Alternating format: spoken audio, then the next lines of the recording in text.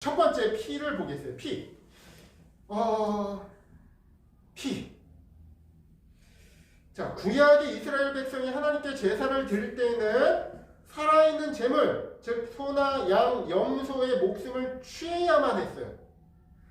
그 목숨을 취해야 하는 이유는 간단히 설명해 드렸습니다. 이때 흘리는 제물의 피는 하나님께만 온전히 드려야 했어요. 제물의 피는 사람이 취해서는 절대 안 되었습니다. 왜 그럴까요? 왜 그럴까요?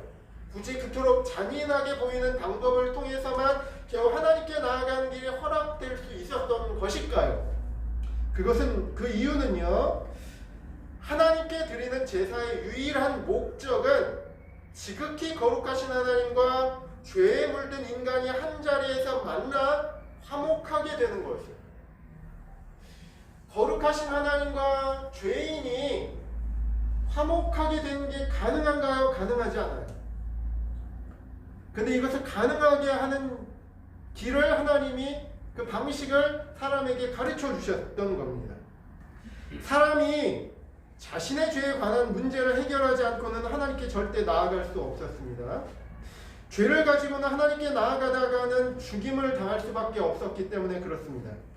사람이 죄를 가지고 그대로 하나님께 나아가면 거룩하신 하나님은 그 사람을 심판하실 수밖에 없었습니다. 말씀을 한번 보겠는데요. 출애굽기 19장 20에서 22절 말씀을 제가 읽어볼게요.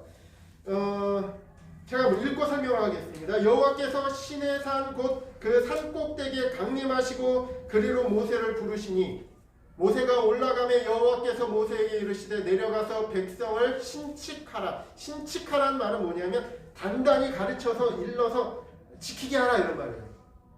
그러니까 예를 들어서 우리 자녀에게 너 이렇게 하면 절대로 안 돼. 너 이렇게 하면 큰일 나. 알았지? 단단히 일러 가르치는 것을 신칙하라. 철저하게 가르치라는 거예요. 신칙하라. 백성이 돌파하거나 여호와께로 와서 보려고 하다가 많이 죽을까 하노라. 또 여호와께서 가까이 하는 제사장들로 그 몸을 성결히 하게 하라. 나 여호와가 그들을 돌격할까 하노라. 왜요? 왜 백성들이 이 말이 무슨 말이냐면 하나님께서 그 모세를 통해서 애굽 치하에 있었던 포로 생활하고 있었던 이스라엘 백성을 모세를 통해서 출애굽시키잖아요. 그죠? 그래서 광야로 나오게 하세요. 그래서 가게 하셨던 것이 어디냐면 시내산이었습니다. 거기서 하나님이 무엇을 주세요? 계명을 주세요. 십계명을 주시고, 그죠? 그 계명을 주십니다. 근데 그 시내산에서 하나님께서 모세에게 말씀하신 내용이에요. 이제는 하나님이 이 율법 언약을 이스라엘 백성과 맺으셔야 되는데 거리를 두라는 말씀이에요. 가까이 오지 못하게, 어느 일정 선을 넘어오지 못하게 하는 거예요. 그리고 간신히 모세만 그 시내산에 오르게 하셨어요. 왜요? 하나님은 지극히 거룩하시고 이스라엘은 죄에 물들어 있기 때문에 하나님이 단단히 일러 가르치신 거예요. 그 내용이 여기 나와 있는 겁니다. 그런데요, 하나님은 공의로운 하나님이시기도 하지만 하나님은 무한하신 사랑과 긍휼의 아버지이시기도 하십니다. 하나님은 죄인이 그 죄 중에 멸망받기를 원하시지 않으셨습니다. 하나님은 무한하신 긍휼과 사랑으로 이스라엘을 대하시기 원하셨습니다. 이게 하나님의 무엇이에요? 본심이에요. 하나님이 이스라엘 바라보시며 무슨 마음이 있으셨겠어요? 하나님 마음이 복잡하셨어요. 저 이스라엘 보니까 죄에 물들어 있고 공의로운 하나님의 마음으로는 심판해야 되는데 마음 한켠의 본심은 저 이스라엘이 불쌍하셨어요. 그리고 사랑하는 마음이 끌어오르셨다는 겁니다. 이스라엘에게 사랑과 긍휼로 은혜를 베푸시고 가까이 해주시고 연합하시기를 간절히 원하셨던 것입니다. 이처럼 극명하게 대비되는 하나님의 두 가지 성품, 즉 뭐예요? 엄중한 심판을 행하실 수밖에 없는 거룩하신 성품과 인자와 자비가 무궁하신 사랑의 성품을 어떻게 하면 조금 더 손상하지 않고 해결할 수 있을까요? 그래서 하나님께서 이스라엘 회중 가운데 주신 방법이 바로 제사제도였던 것입니다. 제사제도. 사람이 마땅히 받아야 할 하나님의 공의로운 심판을 살아있는 제물이 대신 받게 함으로써 사람이 감히 하나님께 나올 수 있도록, 그래서 하나님과 화목해질 수 있도록 구원의 길을 마련해 주신 하나님의 배려였던 것입니다. 그러므로 제사에 쓰는 제물은 인간의 죄를 전가받는 심판의 대상이 됐어요.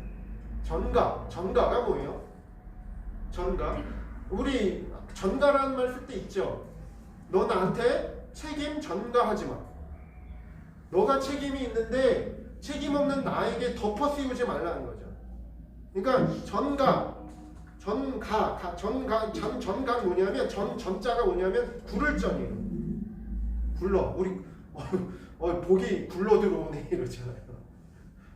굴을 전자. 가짜는 원래 가짜는 시집갈 가짜인데 이것도 그냥 이렇게 전해지다 이라는 말이 있어요. 그냥 전달되어지. 그러니까 그냥 전달되어지는 거예요. 나에게 없는 것이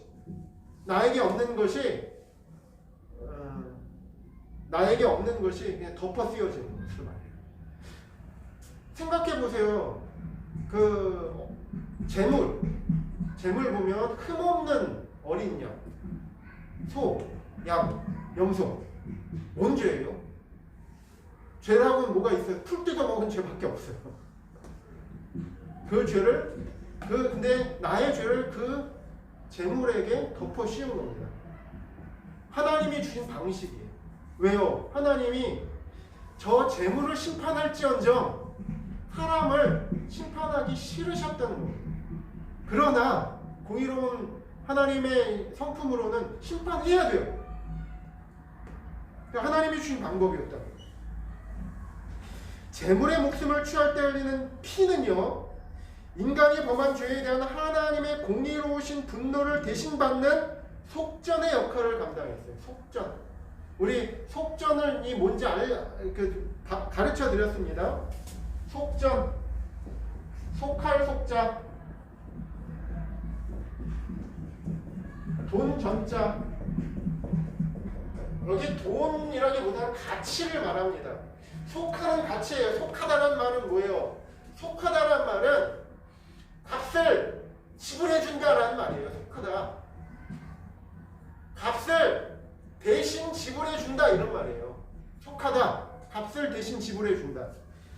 그러니까 값을 대신 지불해주는 역할을 뭐가 감당한 거예요? 재물의 피가 감당한 거예요. 죄를 면하기 위해서 지불해야 하는 돈 혹은 종의 신분을 풀어주기 위해서 지불하는 대가가 속전입니다. 그래서 히브리서 9장 22절 말씀을 잘 들어보세요. 히브리서 9장 22절. 율법을 쫓아 거의 모든 물건이 뭐로서 정결케 돼요? 피로서 정결케 되나니 피 흘림이 없은즉 죄 사함이 없느냐. 왜요? 죄의 삭슨, 죄가 지불하는 값은 뭐예요? 사망이에요. 누군가 죽어야 돼요. 누군가 심판받아야 돼요. 그래서 하나님이 그 심판을 재물에게 돌리신 거예요. 여러분, 여기 이 속에서 하나님의 마음을 우리가 헤아려 볼 수 있어야 돼요. 하나님의 마음을 헤아릴 수 있어야 돼요. 왜 하나님이 이렇게 하셨는지. 여러분, 그 성막에서 재물을 잡을 때요, 이제 어떻게 이야기해야 되나? 이제 이스라엘 사람 중에 누가 범죄한 것 같아. 자기가 죄책을 가지고 나왔어요. 부지 중에 알지 못하는 사이에 내가 죄를 범했어요. 그래서 하나님께 화목하게 하고자 해서 재물을 들고 나옵니다. 그래서 회막 문 앞에 갑니다. 그래서 그러면 이제 맞이한 사람, 제사장이 맞이하겠죠? 어떻게 오셨습니까? 하나님께 재물을 드리러 왔습니다. 내가 이런 죄가 있습니다. 그래서 재물을 잡겠죠? 누가 잡을까요? 제사장이 잡을까요? 아니요. 재물을 들고 온 그 사람이 재물을 잡습니다. 제사장이 안 잡아요. 죄를 범한 당사자가 재물을 잡아요. 어떻게 잡아요? 배를 가르고 토막토막을 냅니다. 그러면 그 재물을 잡는 사람이 무엇을 느꼈을까요? 상상해 봤으면 좋겠어요. 여러분, 송아지 한 번 본 적 있어요? 송아지 눈망울 한번 본 적 있어요? 얼마나 예쁜지, 얼마나 마치 아이들 눈같이 맑아요. 그 송아지 그 맑은 눈망울을 바라보면서 잡는 거예요. 그럼 무슨 생각이 들어요? 이 송아지가 나 때문에 죽는 거예요. 그래서 뭘 어떻게 해요? 죄를 회개하게 되는 거예요.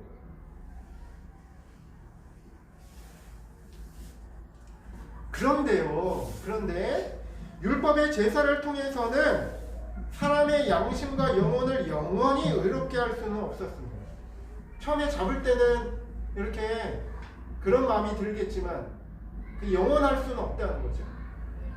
율법의 제사 제도는 뭐예요? 오실 메시아에 대한 예표입니다. 예표, 그림자입니다. 예수님이 이제 그래서 그 재물이 흘리는 피는 뭐에 대한 상징이라고요? 예수님 오실 메시아에 대한 상징입니다. 예수님은 이 땅에 오셔서 친히 뭐가 되셨어요? 재물이 되셨어요. 세례 요한이 예수님이 걸어가시는 것을 보면서 어떻게 외쳤습니까? 보라, 세상 죄를 지고 가는 하나님의 어린 양이로다 라고 하십니다. 그 어린 양은 어떤 어린 양입니까? 인간의 죄를 대속할 유일무이한 제물이라는 말이에요. 그 세상 죄를 지고 가는 하나님의 어린 양이 흘릴 피를 주님께서 예언적으로 예표하신 것이 이 구약 말씀의 제사 제도에 나와 있는 것입니다. 예수님은 온 세상의 죄를 대신 짊어 가시는 흠없고 점없는 하나님의 어린 양으로 이 세상에 오셨습니다. 그리고 마침내 십자가에서 모든 인류의 죄를 대신하여 피를 다 쏟아내셨습니다. 예수님의 피는 택자의 죄를 씻어줄 온전한 속전이 되어준 것입니다. 그래서 고린도후서 6장 19절 20절 말씀 보니까 사도 바울이 고린도 교회를 향해 이렇게 외칩니다. 너희 몸은 너희가 하나님께로부터 받은 바 너희 가운데 계신 성령의 전인 줄을 알지 못하느냐? 너희는 너희의 것이 아니라 값으로 산 것이 되었으니. 예수님이 어떤 값을 지불하셨나요? 예수님의 피값으로 우리를 사셨다. 속전할 때 속이 뭐예요? 대신 값을 지불한 것입니다. 값으로 산 것이 됐어요. 그래서 누구 것이 된 거예요? 예수님 것이 됐다는 거죠. 값으로 산 것이 되었으니 그런즉 너희 몸으로 하나님께 영광을 돌리라. 그러므로 구약시대에 구별되어진 피란 그 십자가에서 쏟으신 그리스도의 보혈을 상징합니다. 그래서 우리가 구약 말씀 읽을 때 그리고 구약 말씀에 나오는 제사 제도를 볼 때 우리는 거기서 무엇을 볼 줄 알아야 돼요? 예수님을 볼 수 있어야 돼요.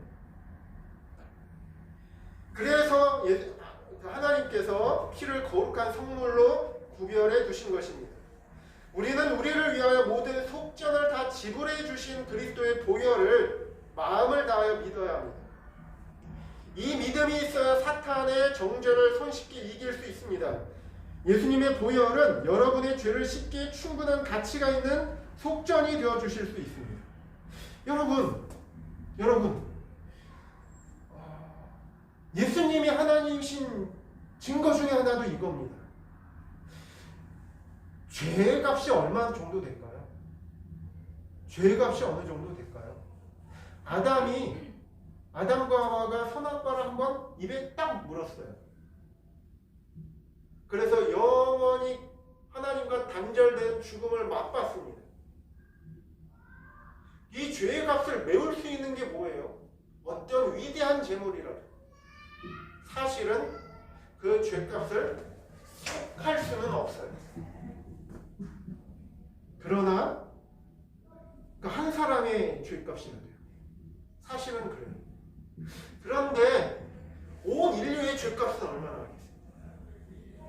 그 온 인류의 죄값을 속할 수 있는 존재는 누굴까요? 예수님이 하나님이시기 때문에 그 하나님이 성육신하여 우리를 위해서 흘리신 그 피값은 인류의 모든 죄를 덮고도 남을 만큼의 가치가 있는 것이다. 우리 그것을 믿어야 돼. 그것을 믿어야 돼. 예수님의 피값, 그분의 존재, 그분의 존재 가치, 그것을 우리가 생각해 봐야 됩니다.